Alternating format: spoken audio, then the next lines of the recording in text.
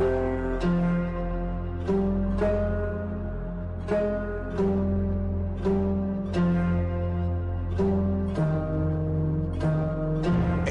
huzura ermiş nefis.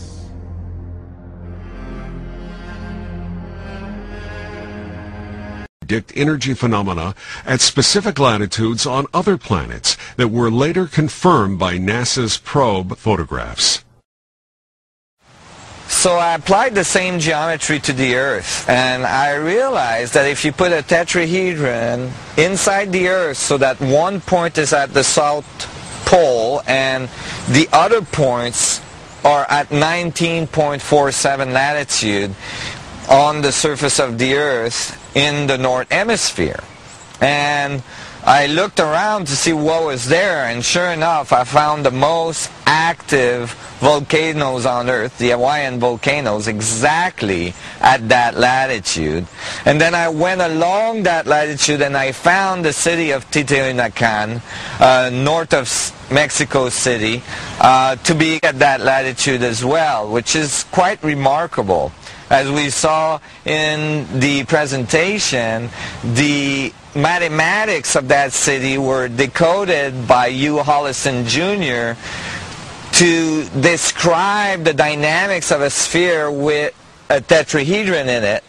And so not only does the city have these mathematics in it, but the city itself on the surface of the Earth is at that latitude that demarked the relationship of a tetrahedron and a sphere. Remarkable. However, Haramain's model predicted a 64-cube octahedron structure as the dynamics of the vacuum, and thus he wondered if they could be even clearer resolutions of the other intermediary angles produced by this more complex geometry. If so, it would give observational evidence that the structure of the vacuum is a result of the more complex array of an octahedron-tetrahedron matrix. Haramain looked at the bands of both Jupiter and Saturn and was amazed to find how closely these bands obey the angle relationship of the 64 tetrahedron grid. Furthermore, the recent data returned by the Cassini probe confirmed the presence of an enormous hexagonal feature on the North Pole of Saturn, first imaged almost 27 years ago and still persistent to this day. The hexagonal structure, which is completely unexpected in standard models, not only obeyed the latitude dictated by the 64 tetrahedron grid, but is fundamental to the geometry of the cube octahedron at the center of Haramain's conceptual model and mathematics. Even more compelling is the recent imaging returned by the same probe of the South Pole of Saturn, which in this case portrays an enormous vortex that seemed to be absorbing matter in a whirlpool. The South Pole vortex leads to the center of the planet, as would the double torus dynamic resulting from the structure of the vacuum, as Haramain's model would predict. Our local star, the Sun, is no exception to this phenomenon. Hot bands of high-energy plasma and intense sunspot activity are found to stabilize at approximately 19.47 degrees latitude north and south. Our Sun follows a very regular 11-year cycle in which the Sun periodically flips its poles and increases its radiation intensity. The last solar maximum occurred in 2001, making the following maximum the year 2012.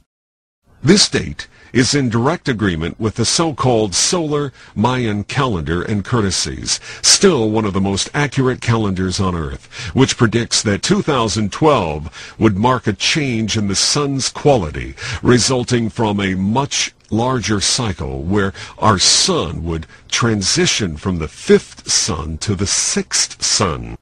Haramain believes that these ancient traditions may have been tracking the larger cycles of the position of our solar system relative to the galactic disk. Our Sun is located approximately 26,000 light years from the galactic center and orbits our galactic disk approximately once every 250 million years. However, our sun rotates along the galactic arm in a periodicity of approximately 60 million years, whereby the sun crosses the equator of our galactic disk once every 30 million years. Harriman further theorizes that our own sun's power levels may be driven by a small singularity at its center that he calls a white hole black hole, where hole is W-H-O-L-E. In this scenario, the information transfer dynamic across the white hole-black hole boundary event horizon drives the fusion structure of our sun. Harriman points out that these dynamics would produce dark, cooler regions that we call sunspots, which are actual vortices of material and electromagnetic radiation being sucked in towards the centering singularity, resulting in an elongation of the electromagnetic waveforms, generating high X-ray emissions in those regions, just as one would expect from material falling into the event horizon of a black hole. In this recent footage of the sun's outer limb return from the Japanese space telescope called Hinode, astronomers were startled at what they saw. Where they expected to see large prominence of plasma ejections blowing into space, they were startled to find these ejections crashing down onto the sun's surface as if they were collapsing from exhaustion and being sucked into the sun and reabsorbed. Leading astrophysicist Dr. Leon Golub of the Harvard-Smithsonian Center for Astrophysics described these dynamics as impossible in the context of our current understanding of the sun's physics. However, Harriman's model predicts, as clearly seen in this footage, that a portion of the plasma ejections from the sun would be absorbed by the large vorticular sunspot activity produced by the centering singularity of our sun. Furthermore, as the sunspot activity increases, so do the radiation levels.